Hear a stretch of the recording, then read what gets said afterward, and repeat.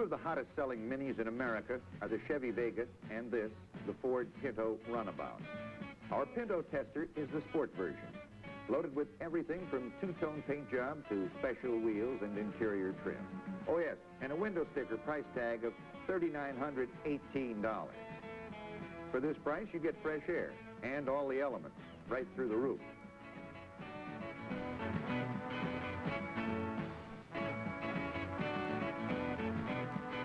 The little horse has a 4-cylinder inline engine, 140 cubic inches worth, fed through a 2-barrel carburetor and an automatic transmission. The Vega also has a 140 cubic incher with 4 inline cylinders and a 2-barrel car. And to keep everything even, another automatic transmission. The tester we used for the Vega was this wagon featuring the deluxe wood grain trim, a special interior, plus a similar $3,900 price tag. We took the Vega off the line first and clocked a 0 to 60 run in 5.3 seconds. 45 miles per hour took 10 seconds flat. Our car had the 292 rear axle ratio, which replaced last year's 336. The third time we popped the little Chevy out of the hole, we headed for 60 miles an hour. It happened after 16.2 seconds. During all runs, noise was less noticeable than on previous models. The Pinto compared quite favorably in acceleration runs. 30 miles an hour took 5.8 seconds. The Scat to 45 stopped the clock in 9.8 seconds. The 2-liter engine is now standard on all Pinto models and really hypos the performance figures. Our 0 to 60 run ate up 16.4 seconds on the clock. It took the Vega 6.9 seconds to move the speedo needle from 30 to 50 miles per hour. The Pinto Runabout ran the same spread in 6.6 seconds. These passing times are pretty important, especially when you relate it to getting around a truck on a 2-lane road. The Vega moved from 50 to 70 miles per hour in 10 seconds. The Pinto was a shade quicker on the same run, clocking a 9.8 seconds. We rated the Pinto a little higher in acceleration and passing runs.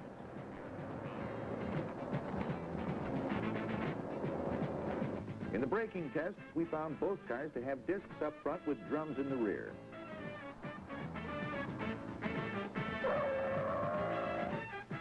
On the Vega's first run from 30 miles per hour, it took 30 feet to stop.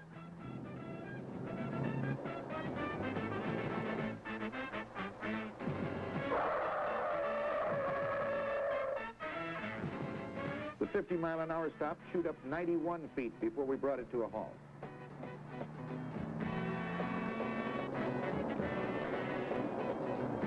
From 70 with cold brakes, the Vega made this stop in 192 feet.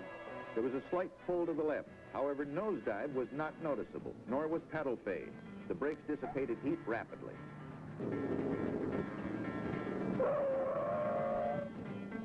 Our Pinto used up 29 feet in a stop from 30. A little correction was necessary to keep it in a straight line. From 50, 89 feet. The stop from 70 took quite a bit of correction, and it still wandered off to the left. 188 feet later, it came to a halt. Nosedive and pedal fade were quite noticeable, and there was some degree of heat buildup. While the Pinto had shorter stopping distances, we have to give the nod to the Vega in the braking department. The overall weight of the Vega was increased over last year's model. This showed up in the pylon runs. Recovery was not too good, especially toward the end of the run.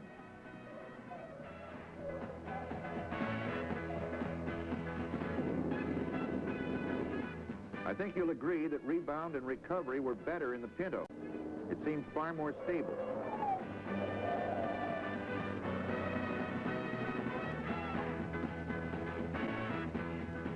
New chassis springs and shocks were added to the Vega to compensate for the increase in weight. However, we felt that they could have been a little stiffer. The car seemed sloppy through the cone. The Pinto felt so much more solid through the pylons that we filmed this run in slow motion. Handling characteristics were a strong point in the Pinto in '73. This year, it's even better. They improved the suspension front and rear, and as you can see, stability was excellent.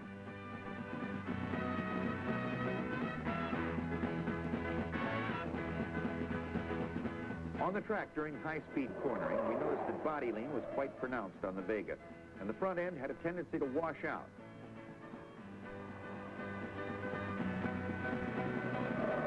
We couldn't help but think that perhaps some of the knowledge that Ford gained in racing was reflected in the handling performance of this little car. On this new Pinto, they went to larger rubber bushings on the inboard side of the upper and lower control arms, softer bushings on the top and bottom of the shocks, with 2-inch longer springs. These changes made for a smoother, quieter ride. The Vega was softer and the overall ride factor was more comfortable, but in high-speed cornering, it had a tendency to wallow. The Pinto, on the other hand, felt extremely solid through the corners and took all that the engine had to offer. For the ultimate test of suspension systems, we ran both cars through the reverse spin. This run with the Pinto was done in slow motion. Even with the slack out of the suspension, body lean was not excessive. Here's the Vega. We found the Pinto to be tops in acceleration, passing ability, and overall handling. The Vega had more interior room and a softer, more comfortable ride, and was perhaps a little more quiet. These two cars will stage a head-to-head fight this year for sales leadership. However, they'll both have plenty of competition from the imports.